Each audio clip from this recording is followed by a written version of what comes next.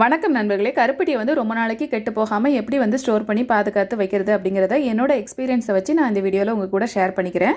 நான் இந்தியாவிலேருந்து வரும்போது மொத்தமாக கருப்பட்டி கொஞ்சம் நிறையாவே வாங்கிட்டு வந்துடுவேன். நம்ம வாங்குகிற கருப்பட்டி வந்து நல்ல குவாலிட்டியான கருப்பட்டியாக இருந்துச்சுன்னா அதை நல்லா காய வச்சுக்கணும். நான் வந்து 3.5 வருஷம் வரைக்கும் அதை வந்து யூஸ் பண்ணியிருக்கேன். 3.5 வருஷம் கழிச்சுமே அது இருந்திருக்கும். ஆனால் என்கிட்ட இருந்தது வந்து காலியாக போச்சு. நம்ம வாங்குகிற கருப்பட்டி நல்ல சுத்தமான கருப்பட்டியாக இருந்து நல்ல ஈரமே இல்லாத அளவுக்கு காய வச்சிட்டோன்னா அது வந்து கெட்டு போகிறதே இல்லை. ஃப்ரிட்ஜில் வைக்கணும்லாம் அவசியம் இல்லை. அதை வந்து ஒரு ஏர்டைட் டப்பாவில் போட்டு வெளியில் தான் நான் வச்சுருந்தேன், கெட்டு போகலை.